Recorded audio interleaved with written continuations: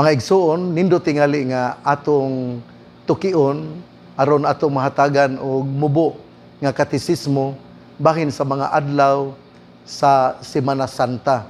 Unsa man gayud ang mga mensahe sa adlaw sa Semana Santa. Una sa tanan, ang adlawng Lunes, Lunes Santo, mao ang pagpakita sa mensahe bahin sa tinuod nga panaghigalaay. Atong mahibaw-an din unya sa ebanghelyo nga sa Lunes Santo nga si Jesus miadto sa balay nila ni Marta, Maria ug ni Lazaro tungod kay sila iyang mga higala. Sa ato pa di ay ang Lunes Santo mao gyud di ay ang pag-awhag kanato nga atong hinumduman ang atong mga higala. Atong ihalad nito sa Ginoo ang atong mga higala unya kining gitawag og best friends forever. Nagpabilin baka kana. Mao na nga atong pamalandungan ang tema bahin sa panaghigalaay. Pero ako gyud nga awhagon ang mga asawag bana nga sila magpabilin nga best friends forever. Ang sa Martes Santo atong mahinumduman nga dinha sa ebanghelyo ang mao ang pagsulod sa dautan nga plano ni Judas aron pagbudhi kang Hesus. Kana bitawng inanay nga pagpakli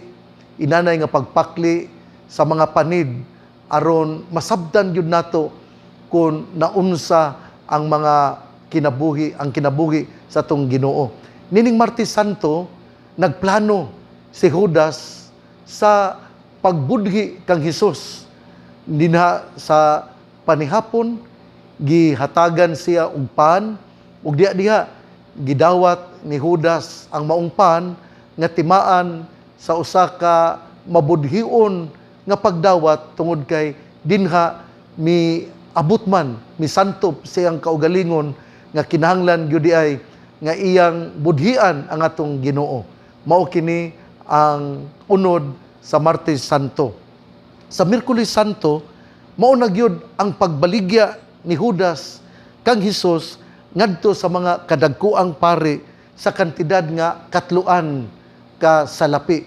Sa to pa di ay ang Miyerkules Santo mao di ay ang pagbaligya kini mao di kini ang mga dautan nga gihimo ni Judas din iyang gibaligya ang atong Ginoo ngadto sa mga kadagkuan nga pari sa kantidad nga 3 ka salapi.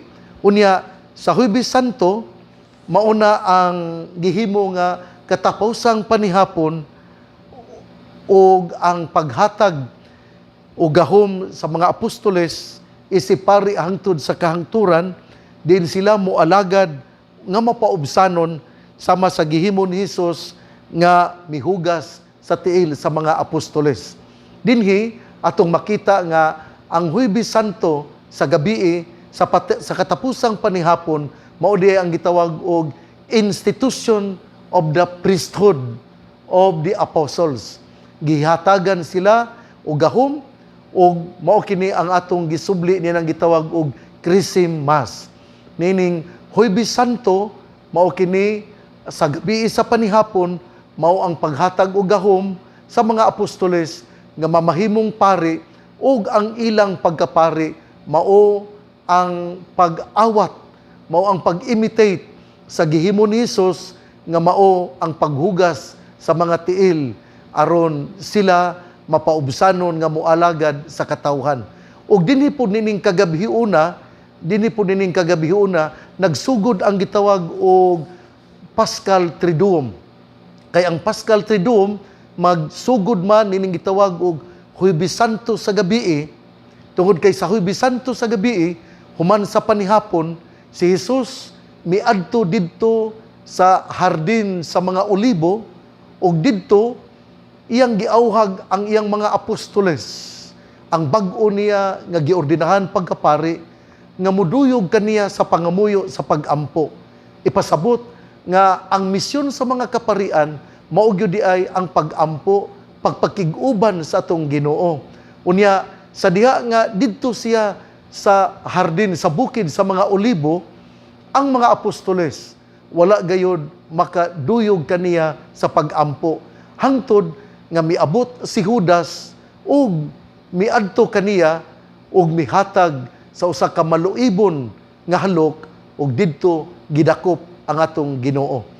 Sa Huwebes Santo di ay sa kagabhion human sa panihapon mao ang pagampo sa atong Ginoo didto sa bukid sa Olibo, sa Garden of Olives. Unya gihangyo niya ang mga apostoles, ang bag-o nga giordinahan pagkapari nga muduyog kaniya sa pangamuyo, kay ang ilang misyon mauhan pagpakiguban sa atong Ginoo, apan napakya sila niini. Unya ang ikatulo mao nga si Judas mihimo sa mabudhion nga halok diin iyang gipakita nga mao kini ang inyong dakpon si Hesus nga iyang gibaligya sa katluan ka salapi. Unya sa Biyernes Santo, ikaduha nga adlaw sa Paschal Triduum, kay nagsugod man ang Paschal Triduum sa Huwebes Santo human sa panihapon, sa Biyernes Santo ang atong Ginoo mi atubang kang Poncio Pilato ug dinha siya gihukman nga siya magpasan sa krus ug mamatay sa krus. Ang Paschal Triduum magsugod sa gabii human sa panihapon sa Huwebes Santo, unya moabot sa pagpasan sa krus ug pagkamatay ni Hesus didto sa krus ug mo sangpot kini sa Sabado Santo hangtod sa alas 5:59 sa kahaponon, kay inig alas 6 sa gabi mao naman usab ang laing adlaw nga gitawag og pagkabanhaw ni Hesus.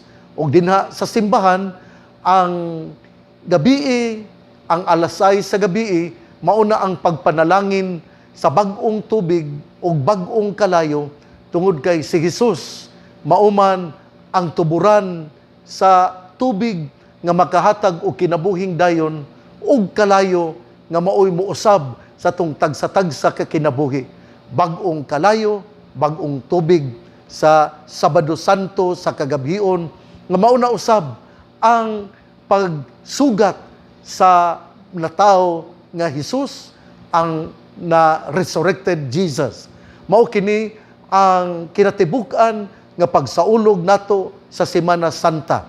Usbon ko sa Lunes Santo, ang mensahe mao ang pagpakita sa tong tiunay ug timos nga paghinagalaay. O sa Martes Santo, mao ang pagsulod sa dautan nga plano ni Judas aron pagbudhi kang Hesus. O sa Miyerkules, ang mensahe mao ang pagbaligya ni Judas kang Hesus ngadto sa mga kadagkuan nga pari sa kantidad nga katluan kasalapi. Unya sa Huwebes Santo mao ang institution of the Holy Eucharist diin giordinahan ang mga apostoles sa pagkapari. Unya sila mohimo sa misyon sa pagpangalagad nga ubos, nga magpaubos sama sa gihimo ni Hesus nga mihugas sa mga tiil sa mga apostoles. Ug unya sa gabi sa Huwebes Santo human sa panihapon mao ang paghangyo ni Hesus nga siya ubanan sa mga apostoles sa pagampo. Unya bisan usa lamang ka oras unya didto pagampo ni Hesus siya miadto si Judas ug mibudhi kaniya pinagi sa usa ka halok ug didto gidakop si Hesus sa gabi sa Huwebes Santo. Ug sa Biyernes Santo gihukman siya ni Poncio Pilato sa kamatayon, din iyang pasanon ang krus, unya mamatay siya. ug ako nang gikaingon ang Paschal Triduum gasugod sa Huwebes Santo human sa panihapon didto sa Garden sa Olibo. Unya mopadayon kini sa Biyernes Santo diin siya mopasan sa krus hangtod siya ilansang sa krus, hangtod siya mamatay sa krus. ug sa alas 5:59 mao na gayud ang katapusan sa Paschal Triduum tungod kay inig alas 6 sa gabi mao naman usab ang pagpanalangin sa bag-ong tubig ug bag-o nga kalayo. Atong pamalandungan ang kahulugan sa mga adlaw sa Semana Santa nga ako nang gibatbat kaganina. hinaut unta nga kini mutuhop sa atong tagsa-tagsa kahuna-huna ug atong pamalandungan ang kada adlaw bahin sa mensahe sa Semana Santa. Lunes Santo, Martes Santo, Miyerkules Santo, Huwebes Santo, Biyernes Santo, ug ang Sabado Santo. Natong tanan, padayon kita sa pagpamalandong. Kini, ang inyong Arsobispo, ang magbalantay sa pagtuo, si Arsobispo Martin Sarmiento Humuad.